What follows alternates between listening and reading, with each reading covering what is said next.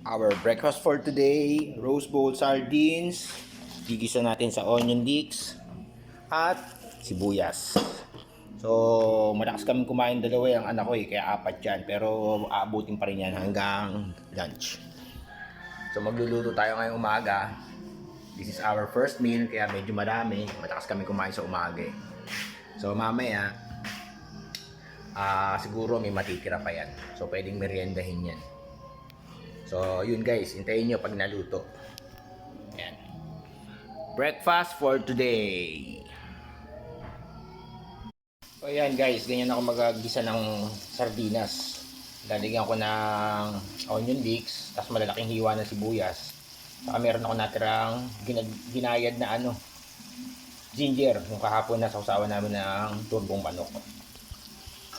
So, iisa ko muna yan. Tapos yung mantikang ginamit ko is yung oil na pinaglutuan ng breaded pork chop. Alam nyo guys, kaya ako nagustuhan itong roast bowl sardines na to kasi kahit di nyo siya igisa, hindi siya malansa.